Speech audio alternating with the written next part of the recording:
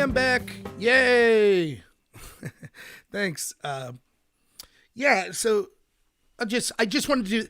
I find it easier to just when I'm doing an update with the video to do it live instead of just doing a pre-recorded video because I use Restream and I can't figure out how to restream pre-broadcast videos. So normally I'd do a 30-second video. It's like, hey, debate coming up at noon with Bill Bailey.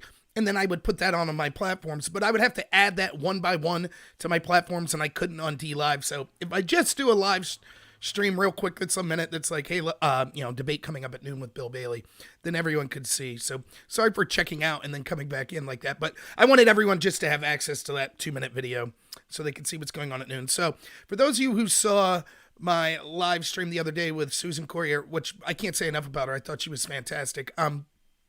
I had problems because I have crappy equipment and it's hard for me to do. I was using Discord to do video and then broadcast out at the same time. That was, I don't know, it's just too much for my machine, I guess. But I think I have a workaround with Bill today. I think he's just going to call in my call-in number, he's in the phone anyway, so he wouldn't have video. But that should work fine. You've heard I've done call-ins with all of you, so hopefully that works out. Also, can people just let me know real quick, make sure my audio is going good? I think it should be. But yeah, so it should be good. You'll just hear his audio and you won't see him. Like I said on the video, like, look, I doubt he'll be watching this, but I hope he watches that first segment. I am trying to talk him up in that it takes a lot to have some thick skin in today's world and be able to, debate with someone. Debate's like a dirty word. Like, it's like people feel, oh, we all need to agree on everything. Ridiculous. I love arguing. And I love someone who says, I'm not afraid to speak my mind and get a little heated. That's great. I know I am on like Everyday Chaz. I'm the James Brown of internet content. Hardest working man in the business. And I'm working like 80 hours a week on top of it. Now, the reason I can't do Drone Tech Show tonight is because my wife has a Chamber of Commerce dinner that I have to get her to. Plus, we're doing a paint and pour party, which I guess means I get drunk while I paint my friend's house. Can you pick a topic? For now, sure. Me and Bill Bailey's topic is loosely, who would the best candidate be to end corruption in 2020? I'll go with Trump. He previously said Justin Amash. Yeah, and I'm talking to Bill right now on Twitter. Yeah, I don't think that he's a hater. He'll call me names. He'll call me a cultist, Cult 45, MAGA asshatter, I think was one he used. But I don't mind that. And look, I think that he is honestly open to having his mind changed. It's a lot. It's the type of topics that I'm talking about with corruption and things like that. I could see being like, oh, this is too much to believe. I can't believe that. So I'll try my best. I think one-on-one, I'll have a much better chance than in a panel to actually get to the heart of the issue. So, yeah, that's the plan. So some other things I wanted to talk to you about. I'm kind of I can't say much about this, but I'm in conjunction with some people connected to Trump's team about trying to get out the vote here in Pennsylvania. Mail-in ballots will be allowed to be used for the first time this year, and we want to kind of outreach and make sure that people know that. Now, before you ask the question, yes, if I'm setting up mail-in ballots and talking to people and someone says, well, I'm going to vote Democrat, would I still help them set up the ballot? Absolutely. I do believe in increasing the vote no matter what. Now, that doesn't mean I'm going to go out of my way to go to Democratic conventions and show them how to have access to these mail-in ballots. I'm sure they'll be doing that themselves. But yeah, you always get this hypothetical question. Oh, if you're going to drive people to the polls, would you drive a van full of people that were voting for the opposite person as you? Yeah, absolutely. That's what I believe in. So that's the case. But one of the things they're doing is they want us to use the hashtag, quote, lead right, which is a hashtag that's going to be used by Trump's team kind of to put out the information. Because what happens is in the 2016 cycle, they tried to make the argument that there wasn't a connected grassroots movement for Trump. So they're trying to unite everyone under one hashtag. So look for me to start putting out like 2-minute videos that you can see on YouTube and Twitter that are going to be using the hashtag lead right. And those are basically all going to be focused on reasons to prefer Donald Trump over the Democratic Party. So it'll be specific policy things like, for example, why Medicare for all would be a disaster, why socialism's a disaster, why Joe Biden would be a disaster with, the open borders, the Green New Deal, all of that type of stuff. And it'll be focusing on the positive that Trump's done. But let me just say, when you see those, do not think it's not going to change how I feel, and that I still do criticize Trump for things. That's absolutely true. But I do think that he's probably the best president in my life. He's definitely the best president in my lifetime. And I think that absolutely he's earned a shot in 2020. I think he's done a lot of good things. There's a lot to be desired. But listen, if you are an individual, I say this all the time, if you're a critical thinking individual, you will never find someone that you totally agree with. You'll never find a political party that you totally agree with. And if you're honest and you're really a big-hearted person, you'll always want to improve things. It's just the way it is. So, of course, I'm going to be honest and talk about when I have criticisms of Trump or the Republicans. I talk about the Republicans all the time. It doesn't make me a lot of friends in the Republican Party, but I'm not there to make friends. I'm there because I think that, I'm trying to push forth the issues that I think and policies I think that would be best for the country. So, let's see what the chat's saying. Which Chaz? Let's talk about prepping for coronavirus. Sure. First off, I recommend everyone watch the first 10 minutes of Tucker Carlson's show last night. It was fantastic. Now, I meant bias that I like Tucker Carlson, but what it was about was how we got in this position in the first place. And one of the things that we constantly see, if you watch my little live stream I did yesterday about the need to go on offense, we constantly find ourselves as conservatives or Republicans. The narrative is dominated by people that disagree with us constantly. And so we always find ourselves on the defensive. Oh no, we're not racist. Oh no, we're not sexist, etc., etc. Which is ridiculous. It's time for us to go on offense and start arguing why our positions are the best and why the other side's positions are horrible and how corrupt they are. We should start criminal investigations into their corruption, etc. And you should be demanding. It's easy to look at the Democrats, or it's easy, the establishment Democrats, and say, oh, you're the problem. You're trying to take away our Second Amendment rights. You're trying to take away our First Amendment rights. You're trying to, encourage open borders that will be a disaster, etc. And they deserve that criticism. But you also should be looking at the Republicans that you vote for, the people that are running your district, and saying, what are they doing? It's not enough just to vote no on impeachment. What are they doing against this coup? What are they doing against open borders? Just signing a policy or voting for something is no longer enough. The new politics is you have to be vocal. The war will be fought with information, as I say all the time. Who can wake up the masses in the center? The globalists, the establishment Democratic Party, they want the masses in the center to be ignorant of what's going on. That way the establishment can maintain power. Us that are against that corruption in the establishment, we want to wake people up. That's how the war will be won. Either the establishment wins and they keep the masses ignorant, or we win and we wake up the masses. That doesn't say we hold their hand and tell them how they have to vote. We say they're bad people if they disagree with us. To the contrary. It doesn't mean we have to engage in violence. I deplore political violence. But we wake those people up and show them the corruption and then let them make their own mind up. We give suggestions. I'm biased. I'm conservative. I give suggestions as to why I think my policy ideas were the best. But the number one thing is we wake people up to the corruption. That's the number one thing. So what is your Republicans that you voted for doing in that? Do you see them on television every day? Are they at your local businesses in town waking people up? Are they using their social media accounts to wake people up every day? Why is it that it seems to me that some fat guy like me that has no connections, that's working 80 hours a week, that's basically dirt poor, that can't even afford a computer that could live stream at the same time that I'm talking to a guest, why am I doing a better job every day trying to wake people up than these people that was elected to be our voice? Hold them accountable. Run against them if they refuse to be a voice for this. Okay? Oh, yeah, I hear you. JoJo's my brother, by the way. Yeah, careful getting back, man. So the Tucker segment was about how did we get where we're at? When I'm talking about, the reason I bring up the going on offense thing is we constantly hear about how globalism or, diversity and open borders and multiculturalism, how great it is, etc. And there can be benefits. Look, every position has pros and cons. But what people don't talk about is the cons. And anytime you try to bring up the cons, they say, oh, you're racist. Oh, you're an evil nationalist. Yeah, I am a nationalist, actually, which is something me and Bill Bailey will probably talk about. Tucker's segment illustrates the problems with globalism, the problems with the open borders, the problem with the mass illegal and legal immigration that we've had, the problems with saying, oh, if you want to stop airplanes coming in from China and people coming in from China, that makes you a racist. That type of mindset. He talks about how this globalism has outsourced 95% of all drug manufacturing to China, which means that if we suffer a pandemic, we don't have the resources. We are dependent on our biggest geopolitical rival for the resources to fight back this pandemic.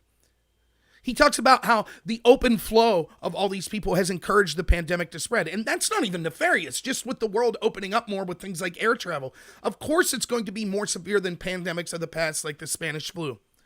But the more we've unfettered allowed this, and we say, oh, we can't take preactive measures when we know that there's a pandemic to stop this kind of flow of people, that means that pandemics are inevitable. Whether they're man-made or whether they're just naturally occurring. It's inevitable. This type of stuff will happen. He talks about not just drug manufacturing, but even things that could lead to the manufacturing drugs, such as computer parts, the entire manufacturing sector. We've outsourced over 80% of it to China. And why? How does that benefit the United States? Now, this is something I talk about on this channel a lot. We have enriched certain politicians in this country and enriched other countries in the world like China. And when we've enriched them, who has paid the price? It's the people that I want to be a voice for. It's normal Americans. It's people that were in the manufacturing sector, people that made things with their hands. Their wages have remained stagnant. They're being replaced over and over again by overseas workers that are working in corrupt governments where they don't have environmental protections, they don't have workers' protections, and they can pay people pennies on the dollar compared to the United States. That sort of globalism has encouraged the economic strength and the soft power of our biggest geopolitical rival, China, at the detriment of American workers.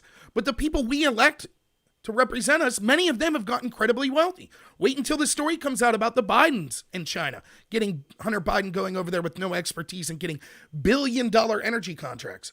Again, I gave you a small piece of this, like in the Ukraine, how our politicians vote to send your tax dollars over to these countries, and then these countries hire the children of the politicians that sent your tax dollars and pay them money, thereby just being a funnel for our corrupt politicians to use your taxpayer dollars, funnel through another country. That country keeps some of the money, and then they send it back to the families of these corrupt politicians. How else do you explain some of these politicians getting $150,000 at most salary a year, yet walking away after some years being multimillionaires?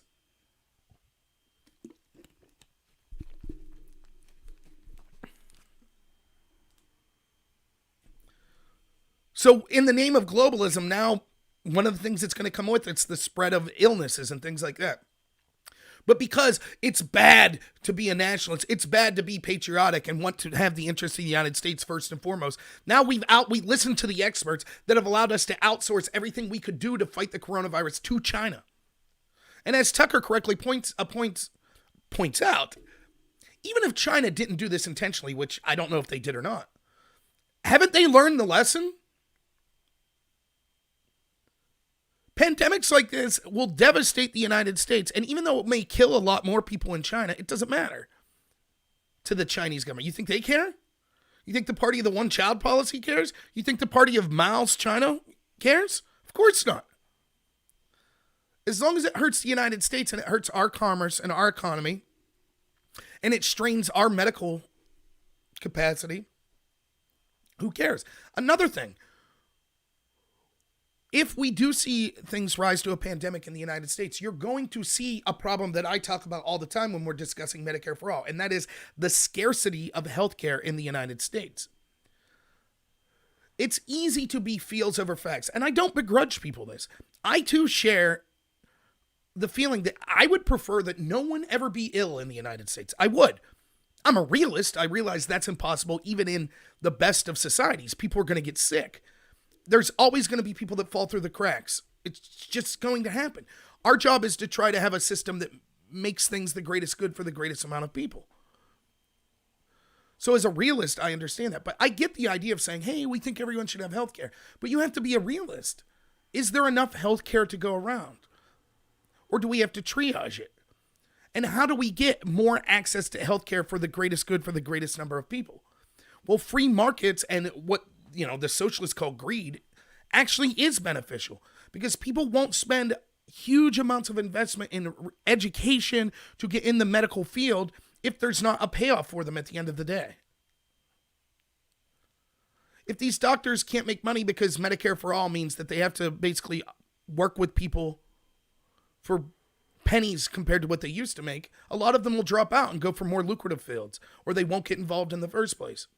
And if we incentivize, quote, free healthcare, particularly for people like illegals, that could be a near infinite number that would come for this free healthcare, because remember, that is part of the policy of this Medicare for all. The same people advocating that, like Bernie, say, oh, and also it shouldn't be a crime to come here illegally. Oh, and also we shouldn't detain people. Oh, and also it's a human right for anyone in this country to have free medical care. Okay, well, that's open borders with free medical care. So anyone with any sort of illness would be wise then to come to the Mexican-U.S. border and cross, because then they're guaranteed free health care, whatever their condition is. It also means people will go to the doctors, to places like emergency rooms for things that aren't emergencies. So what happens? Well, then there's a problem of scarcity. And when you actually do have an emergency, there won't be anywhere to go. It's what you see in the VAs, where they told a lot of these veterans, which is absolutely despicable, sorry, you have to wait 4 to 6 months for your surgery. That's absolutely necessary. Hey, Disabled Vets Perspectives on here. Hey, yeah, I want to get a hold of you next week. I'm going to send you an email to see if you'd like to do a video together.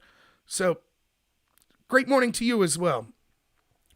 I would do a video later tonight or tomorrow, but like I said, I'm busy tonight, and then Sundays are usually my day with family. So yeah, that's a lot of the lead into the coronavirus. And don't forget, specifically, we had Schumer criticize Trump and many other people that said, oh, remember Schumer had that tweet that he's now deleted from early February where he said, before this was a pandemic, where Trump was correctly saying, hey, we should limit travel to and from China.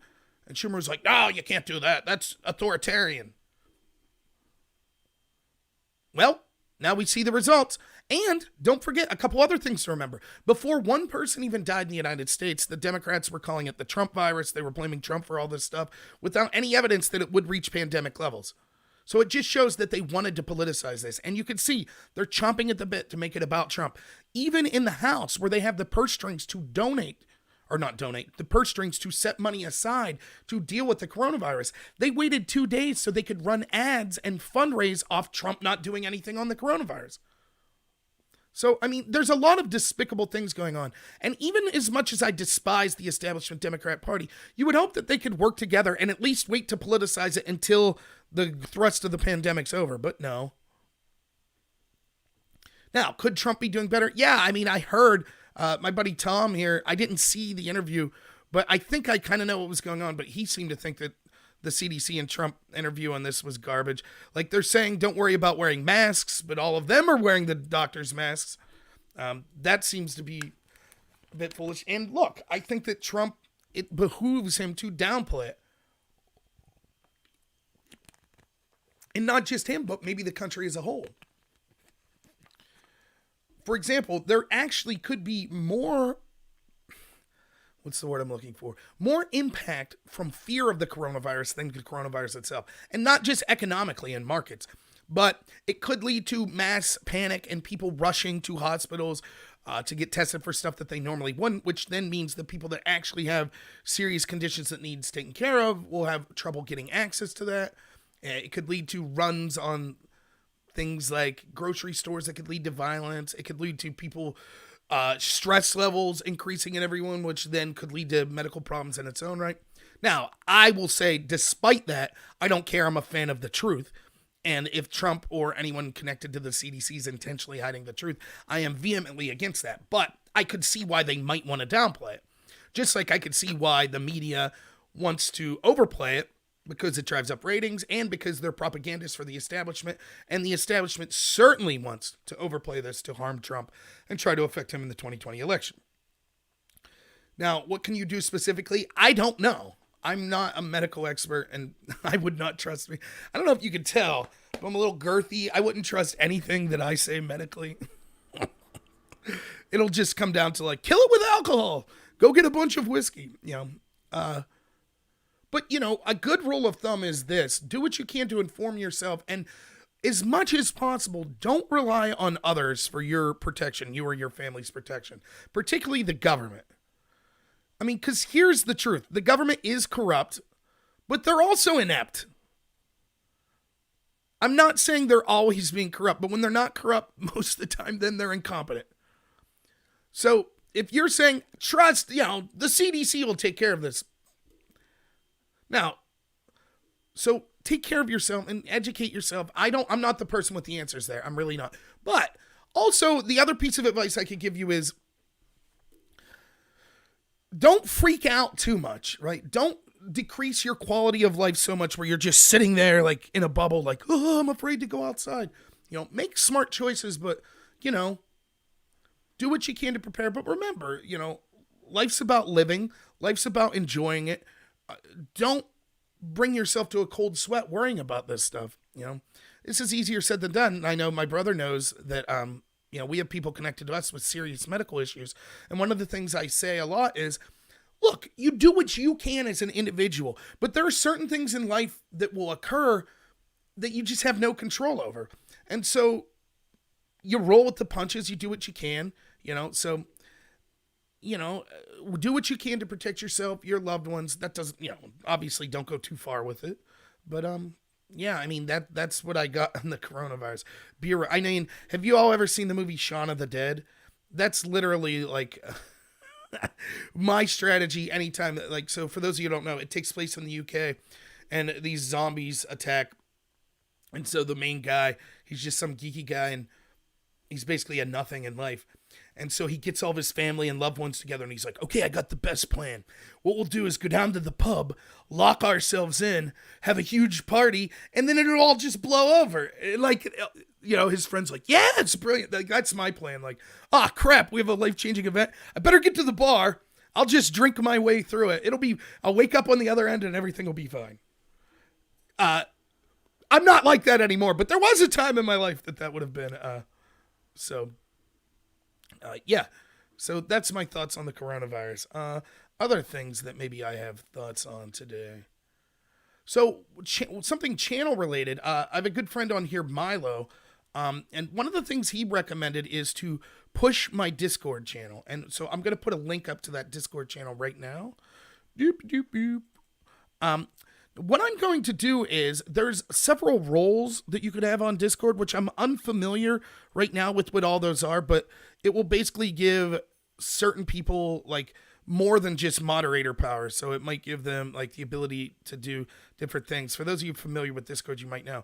So one of the things I'm going to do with everyone who's currently donating me to Patreon, I'm going to ask them first what if they would be interested in being kind of leaders on that Discord channel.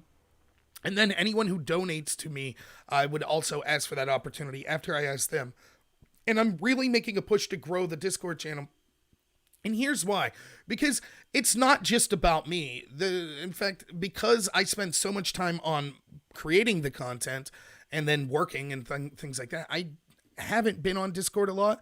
So I'm going to try to be more on there. But there's awesome things going on amongst people that follow me on there, where they're promoting their own channels, they're putting up their own videos, they're sharing information, and you don't have to worry like you would on, the Reddit, the Donald stream, where, moderators come in and say, oh, no, you can't say that. It would just be us. Anyone would be welcome, but the way Discord's set up, you could create your own channel, and then you're in charge of your own channel, so you wouldn't have to worry about them cracking down on you for saying unpopular opinions. So, yeah. So that's something I'm going to be pushing. Check out that Discord channel. I think you guys will like it. The only thing I'm worried about is everyone will be talking to each other on Discord and realize you don't need me. I'm kind of worthless.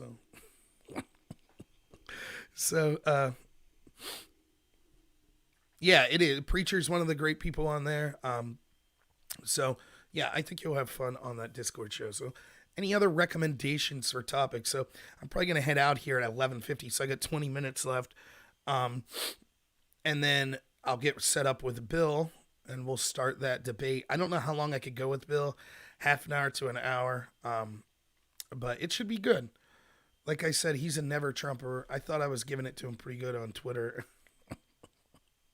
One of the things that I will have to bring up is he claimed in my debate the other day that he didn't read the IG report, but then on Twitter he claimed he did read the IG report. And I'm just like, don't lie just to get out of losing an argument. Tell the truth. I'm not going to claim I've read everything, Use Telegram. I don't know what that is, Modus. I'll have to talk to you later about what specifically that is. Anglos, is that the topic? Down with Israel? uh,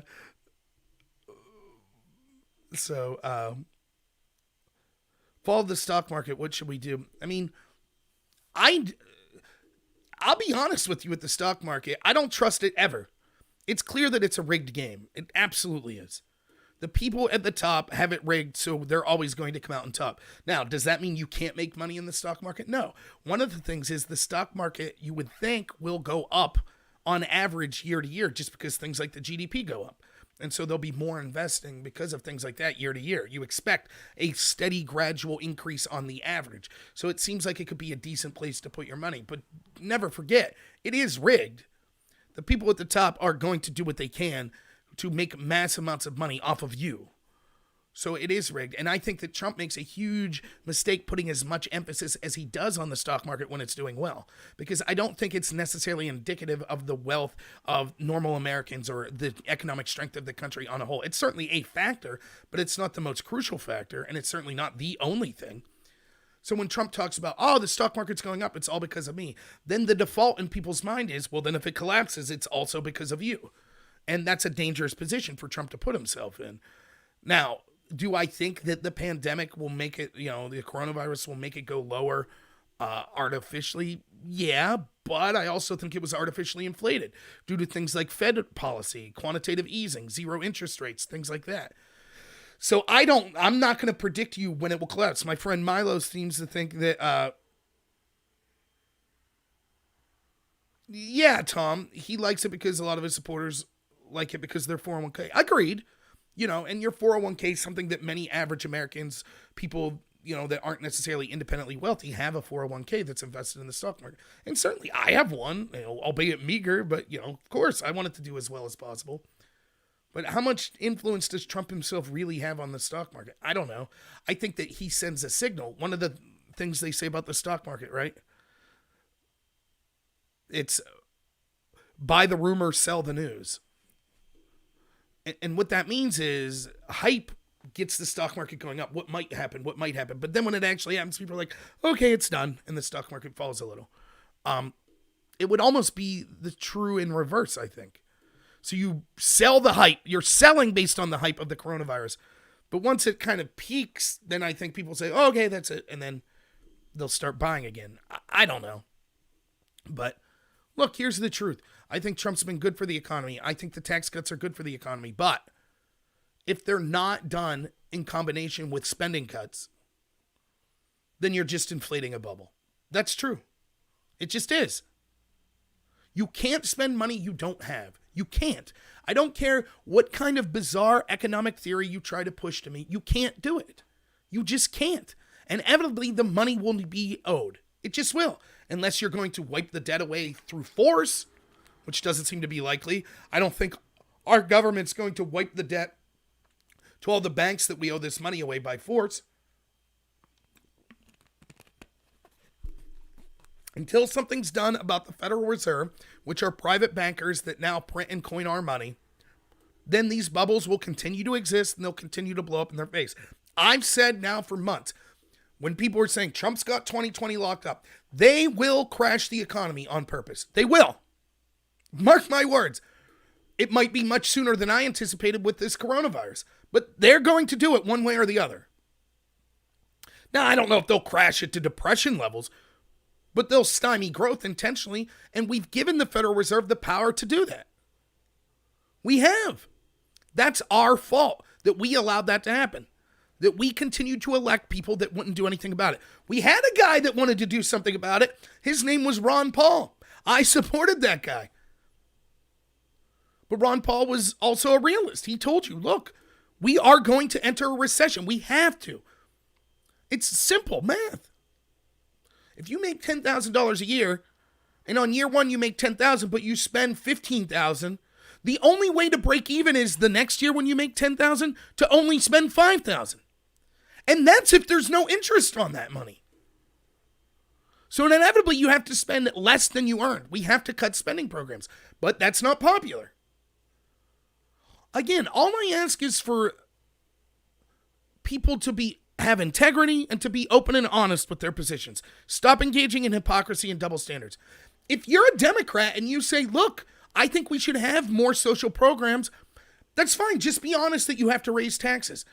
That's why in many ways, even though Bernie's slimy about it, at least he admitted it, Elizabeth Warren wanted all these programs and said, no, taxes won't go up. Impossible. By the same token, if you want to cut taxes, you're probably going to have to cut programs. It's that simple. And until we get a president that makes difficult decisions, one, about ending the Federal Reserve, and second, about cutting programs, which will be unpopular, then that won't change. And here's the thing. This is why I say be careful with things like Medicare for All. Once you vote for that, it's near impossible to take those benefits away from people. Take Social Security. Now, that money's all spent. They've corruptly spent it. George Carlin was talking about that in the 90s in his stand-up. They took all your Social Security money. They robbed it. They spent it. All of these politicians that we vote for, they got incredibly wealthy. Their allies got incredibly wealthy. They took that money. It's not there. Right? It's gone. But what are you going to do? Are you going to tell the people, sorry, you can't have your Social Security now that you paid into? Or a better example, on a local level, look at pensions in cities. And for those of you who don't know, this is kind of what happens. Say you're a garbage person, so you're a garbage man or woman. You work for the city, right? Part of what your agreement was in working with them was you got a salary, but then you got a pension. So when you retired, they would continue to pay you a proportion of your salary, maybe 80% of what your salary was. So if you were making $100,000 a year as a garbage person, and then you retire, and now they owe you $80,000 a year until you die. But the problem is the cities are running out of money. So much so that they can't afford to pay the new garbage men that are replacing the ones that retired and continue to pay the pensions. Now, take garbage men and insert that to every person who works for the city in every position. So what's the right thing to do? Tell the current people that are working, sorry, we can only afford to pay you $10 an hour. Well, then no one will want to do the job. These jobs need done. How's the city going to function if there's not trash cleanup? Or do you look at the people that you promised the pension to and say, sorry, we can't pay you this pension? And they say, but I worked for 40 years under the assumption I would get this pension. Sorry. It's a no-win situation because they guaranteed money in the future thinking, it's no problem. Another, going back to sports, my buddy Tom's in here. We talk about sports a lot. It's like some of these baseball contracts where a player's really good right now. They're 28. So like Bryce Harper, you'll sign Bryce Harper to a ridiculous contract for 10 years. But you know that in years 8, 9, and 10, he ain't going to be worth the money you're going to be paying him there. But you'll accept that because you assume, well, economically we'll be doing better by the time we get there 7, 8, 9 years from now. And it's worth to pay him in the future for his production now. Well, that's kind of what these cities did. Only we got 10 years into the future and their economy's only half as big, or, their revenue's only half as much to pay as when they started that contract. Now, how are they going to pay him? That's why it's problematic for things like Medicare for All when we're saying, oh yeah, we'll do Medicare for All. Well, what if it doesn't work out? What are you going to do? A bunch of people say, well, I lost Bernie's plan. We'll take away your private insurance. So let's say we do Medicare for All. We realize 5 years from now it's an abject failure. The quality of healthcare in this country is diminished significantly. And so they say, okay, we're going to scrap it and we're going to try to go back to a private-based system. What do you do to all the people now that are like, look, I made life decisions. I switched my job. I did this, I did that because I was counting on basically free healthcare from the government. Now what do you do? Whoever does that, whoever's the person that suggests removing that, will instantly lose. That's why it's so easy to make the government bigger, but it's near impossible to make it smaller because no one wants to take the political hit. I'll take the hit when I'm elected. I don't care if I'm one term. So, Bonilla, not vanilla. There's other people like that, Jesse. All right. I got like 8 more minutes. 11:50, I'll head out and then see if I can get Bill on the line. And then I'll immediately start. As soon as I get him on the line, we'll start. So I know I got 30 people listening now, so it should be good, this debate with this never-Trumper. But, yeah, hit the thumbs up. Tell him Disabled Vet. By the way, check out Disabled Vets Perspective. Great channel. I did a show with him, the Patriot Super Panel Monday.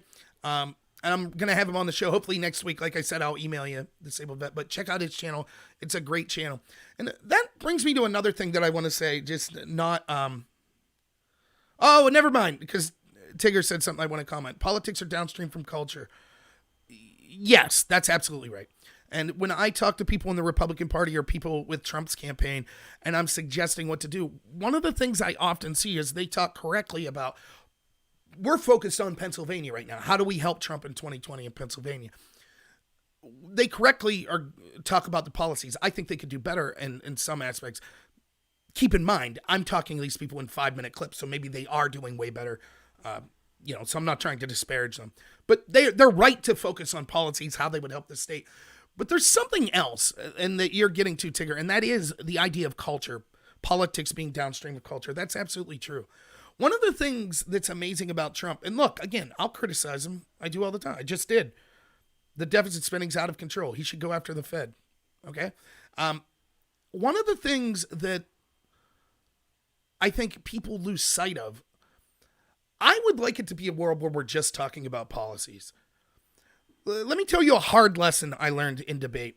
I used to have a long beard. Sometimes I had longer hair, though I'm balding now, but I had longer hair, believe it or not. I was into metal music. I used to listen to like Slayer, Metallica, which I still do once in a while, but I'd wear like a Slayer shirt, blue jeans, a Slayer shirt, and I'm debating people that are well dressed. And my debate coach told me one day, I had success, but he's like, you'll do better if you trim up, wear a suit and a tie. And it infuriated me because I was like, look, the idea of debate, that why I got into it was, here was this realm where anything goes. Any argument in the hypothetical goes. You're not judged for who you are or how you live your life. It's just your argument versus their argument. And may the best argument win. How you look, the clothes you wear, where you're from, none of that should matter. But here's the dirty little secret. It all matters. It does. Are you likable? Are you well dressed? Are you well spoken? All of those things matter in varying degrees depending on who your judge were, just as much as the logic behind what you're saying. One of the things that's underestimated about Trump is not his policies, but it's his style. And I know this gets a lot of flack. You hear this a lot in the left. One of the reasons they attack it's because they know it's effective. How he talks, what he represents, and not through his policies. I can tell you my parents, to my knowledge, never voted in an election in their entire life. They may have when they were younger, but certainly not in my time being alive. They go to Trump rallies now. Trump's the first politician. What they tell me is, we're sick and tired of being treated like garbage. Here's a guy who's trying to speak up for us. Now, are all of his policies beneficial to them? I don't know. That remains to be seen. But they feel there's something about him that connected to them.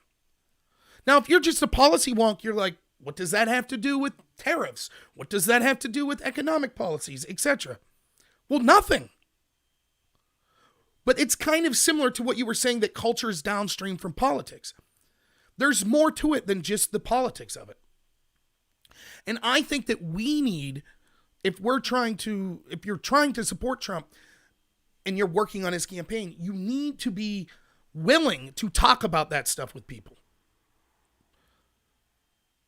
To me, regardless if Trump believes it or not, people believe, and I do believe this about Trump, that he cares about blue-collar Americans. He cares about rural Americans. He cares about people in the inner city. I believe he does. I could be wrong. Maybe someone would disagree with me. But it's much more easier to take an act of interest if you say, hey, even if that guy makes mistakes, I think that he at least respects me or respects the position I'm in. That's different than a party that calls you deplorable, that says you're clinging to your guns and Bibles, that you're trying to fight against a brown horde getting in, that you're a 10-toothed rube. That's the other party, isn't it?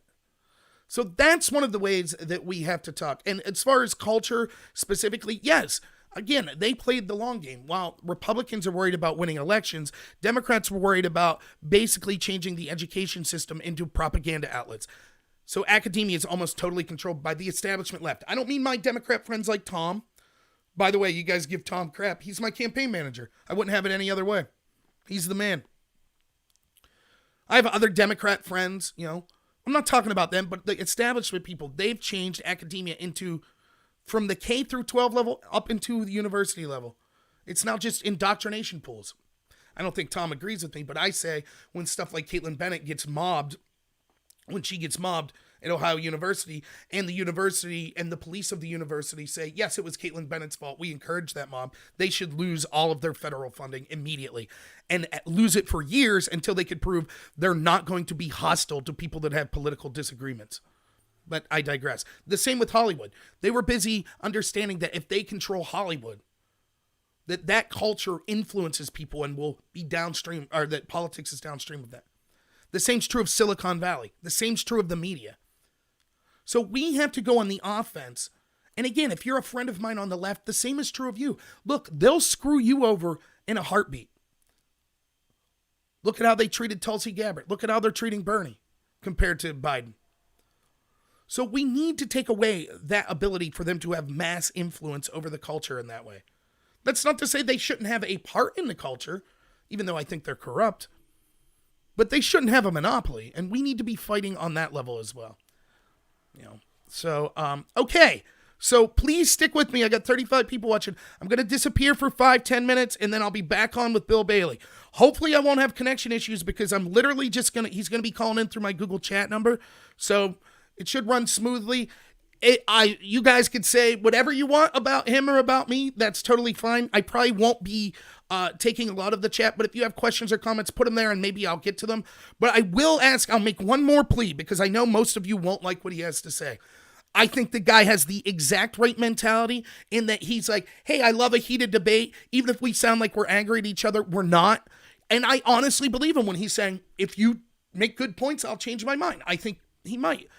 So even if you don't like what he has to say specifically, the guy's in the car taking his kid to sporting events and things like that. So kudos to him for calling in. And it always makes the show better when we have people that disagree. So I'll be disappearing for a couple minutes here, see if I can get him on, and then we'll come right on and we'll get started because we have a limited time. So no frills or anything like that. I'll leave him explain his general thesis and then we'll go from there. So thank you so much, everyone, for just being here while I'm shooting the breeze. But I'll be back just in a couple minutes for this debate, so look for the new live stream to pop up. All right, as always,